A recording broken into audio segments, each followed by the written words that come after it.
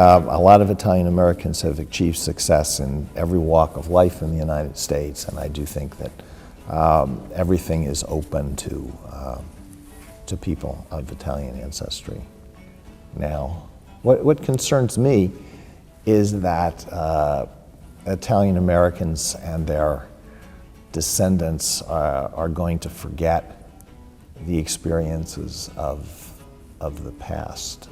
What I'm concerned about is that the cultural history and the experiences, the hard experiences that the Italians who came to the United States went through will be forgotten. It's important for people as individuals because it's their heritage, but it's also an important part, a very important part of the history of the United States, and I think it is relevant to issues that we are grappling with right now, so it should not be forgotten.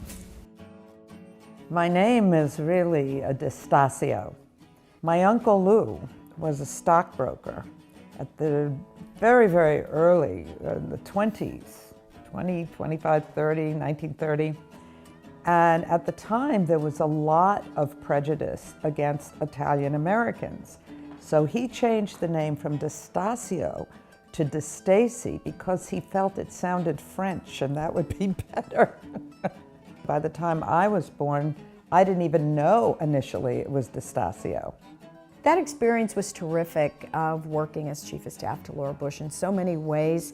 I look back on it now and I really realize everything that I had done up until that point, being a campaign volunteer and then working in the White House in management and administration, becoming director of personnel, living through a horrible experience of 9/11 in Washington, in the White House. And I went to work at the State Department for Colin Powell. I started, building my credentials to work in a foreign policy agency. And all of those things really came together for me in November of 2004, after the re-election of George W. Bush, when I got a call from the White House saying that Mrs. Bush wanted to talk to me about being her Chief of Staff for the second term. And one day a guy came up to me and he said, I won't mention his name, "How come you went to Villanova?" I said, "I went to Villanova because my brother went to Villanova. That's why I went to Villanova. I wanted to be an engineer." No, but all the Italians I know, the only ones that go to college are the children of the mafia. Was your father in the mafia? I said, no, my father wasn't in the mafia. Well, you're an exception. I thought about it after. And I remember talking to my mother, saying, "Mom, this guy said this to me." And she said, "Don't let it bother you. Just show them that you're better than them." My children feel none of that. In fact, today, sort of being of Italian descent is a great thing. The atmosphere of growing up in that neighborhood was very much steeped in Italian-American culture. And like if you look at my elementary school, I went to an elementary school called Our Lady of Guadalupe, and there were maybe 60 kids in the class.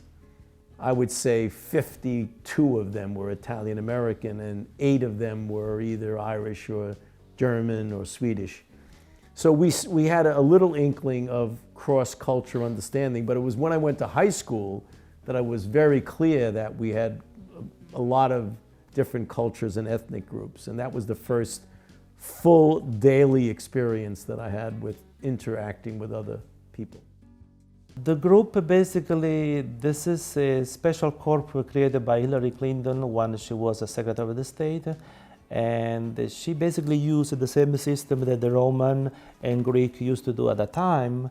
In other words, use food for diplomacy. Use the culinary for diplomacy. In other words, at the table you never get hold, and at the table you never fight. I believe we are probably 85 chefs all over the United States right now, which are part of.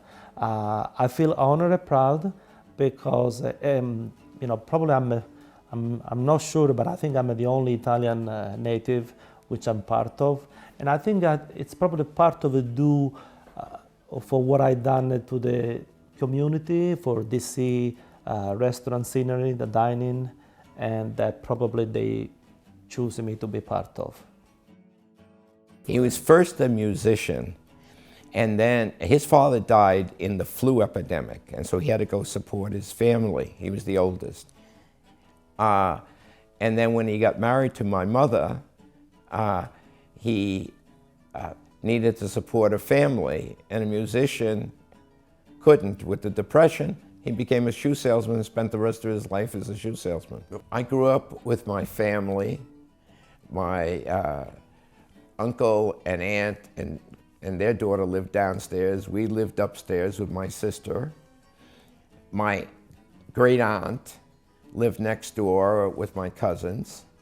My uncles, my other uncle lived around the corner. It was a very extended family. And then every summer and winter holidays, we'd go to Boston, where I was the oldest of 26 grandchildren. My mother had a very big family.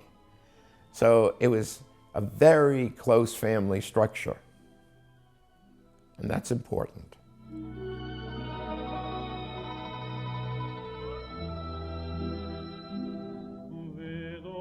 Well, my father was a musician, as I told you, and he loved all the Italian music. He was a band leader and played all the Italian-American weddings. But the one that always brings a tear to my eye, because it makes me think of my family, is torno sorrento. My favorite Italian dish? Well, it's something I call Italian soul food. And it's cannelloni beans, escargot, a little bit of tomato, chopped up carrots, and a piece of prosciutto bone. Perfect, wonderful. Winter, summer, anytime. In fact, I make large pots of it. My favorite Italian dish is a pasta, and that is a penne with a very nice Genoese pesto. Genoese pesto. Yeah. Can you make it? You know, the answer is I've tried to do it, but I don't do it as well as my friends in Genoa do it. Come siamo andate? Buono, vero? Ma madonna, mi hai fatto commuovere un paio di domande. Ma hai beccato subito con i miei genitori all'inizio. Bello, peccato che la cosa dell'ape, chi la conosce l'ape? From the cooking, I figured out that pasta could be a fast food. But the problem with pasta is it sheds starch. So I used engineering principles to figure out how to float the starch out of the water and cook the pasta based on the thickness, fresh pasta, because it's heat transfer. So if you set the thickness right and the heat, it makes one turn and the pasta is cooked. So how long it takes? 55 seconds, 50 to 55 seconds. I make a lasagna that could be used as a murder weapon. It's so heavy. It weighs like 500 pounds. It's got everything in it, and it's really, really good. But you eat it, you go into a coma immediately. When I was in college, I was very interested in the Supreme Court, and I had actually had a little scholarship during the summer to go to Italy. This was the first time I had been, to study the Italian Constitutional Court, and that's what I wrote my senior thesis on. And so when I came back, I was trying to write something humorous for my entry in the yearbook, and I said, I dream of, warming a seat on the Supreme Court. I never thought that it would happen.